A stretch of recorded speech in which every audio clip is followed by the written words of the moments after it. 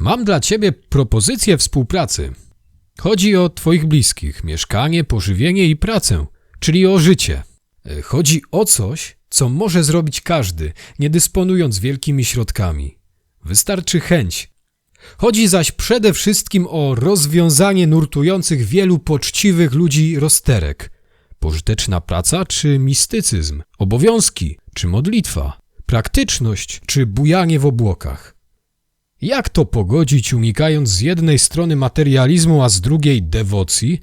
Jak? Odpowiedź jest prosta. Obnaża ona fałsz powyższych dylematów, a przy okazji stanowi lekarstwo na chorobę współczesnego świata, której są one przejawem. No to jak? Zrób ze swego życia jeden wielki znak. Niby to jest proste i dostępne każdemu, ale w wyniku przesądów na temat przesądów ludzie są wobec tego podejrzliwi. Nasza wspólna misja właśnie na tym polega, by te podejrzenia rozwiać i by uczynić zwykłe sprawy znakiem wiary. Jest to niezwykle oszczędne rozwiązanie. Oszczędne, a jednocześnie ewangeliczne, bo to Chrystus tej oszczędności nas nauczył.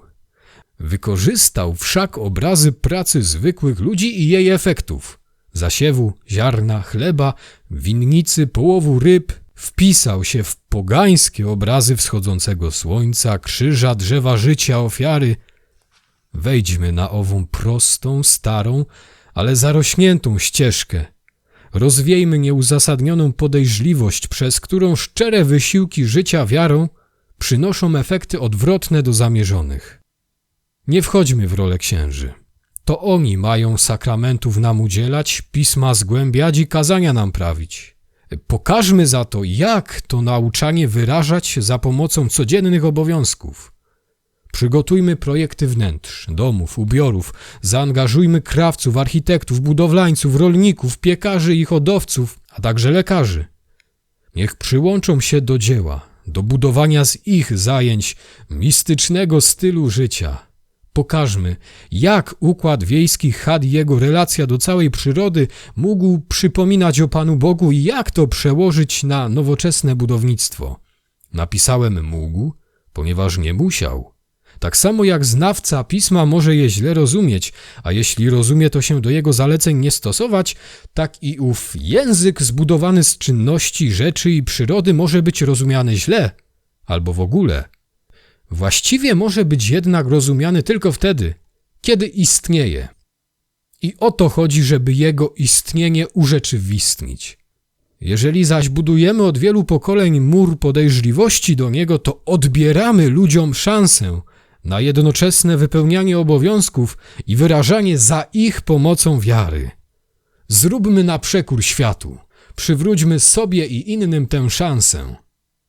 Będę wdzięczny, jeżeli odpowiesz na pytanie, czy jesteś zainteresowany powstaniem mediów, czasopisma, telewizji, mistyczny styl życia, w których będziemy pisać, mówić nie tyle o wierze, co z perspektywy wiary o zwykłych sprawach, o wystroju wnętrz, gotowaniu, budowie domów, technologii, modzie, zdrowym żywieniu, ziołolecznictwie, nauczaniu i wychowywaniu dzieci. Tego typu pozycje najbardziej się sprzedają, niestety przemycając w promowanych formach i stylach życia obce nam ideologie. Odpowiedzmy na tą potrzebę z perspektywy naszej wiary. Tego właśnie nam brakuje.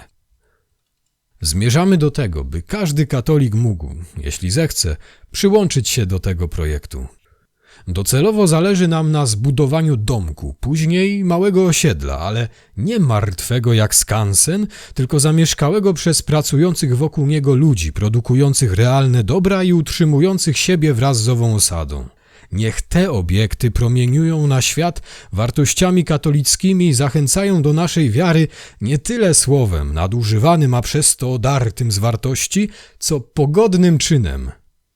Można w nich uprawiać tak rozchwytywaną dziś zdrową żywność, zbierać zioła, układać diety według zaleceń np. świętej Hildegardy z Bingen, propagować trening integralny wykorzystujący codzienne pożyteczne prace i prowadzić zdrowy tryb życia.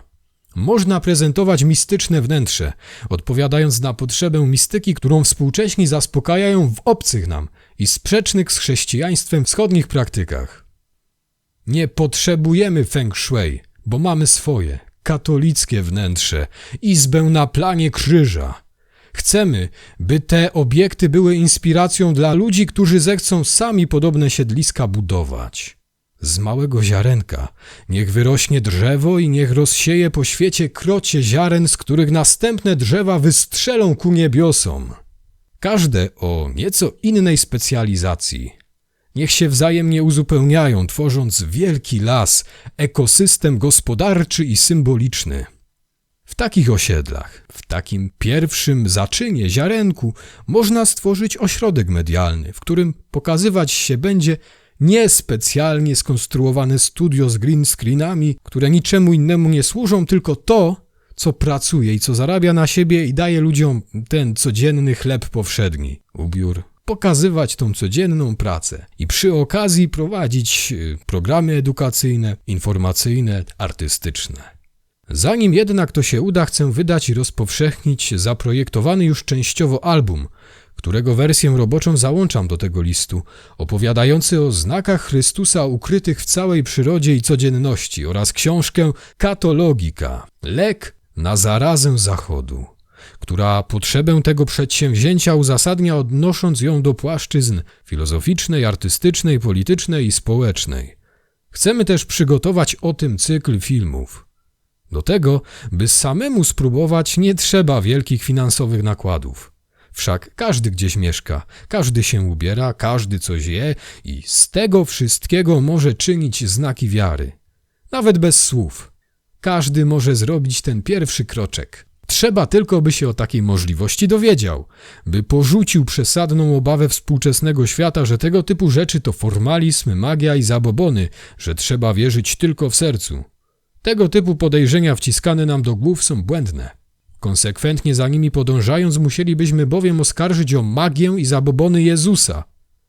Wszak stał się On ciałem, leczył śliną, dał siebie w doskonałym rytuale mszy świętej, w materialnych formach chleba i wina, z ciałem cierpiał i zmartwychwstał i nam to samo obiecał. Gdyby chciał, to by nam tylko duszę dał. Gdyby chciał, to by tylko duchowo cierpiał i zbawiał.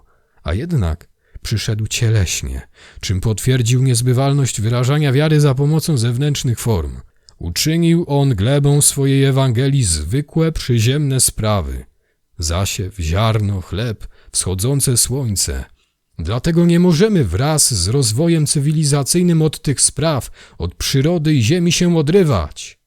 Wtedy bowiem ziarno Bożej nauki nie będzie miało gdzie rosnąć, nie będzie przez nas właściwie rozumiane.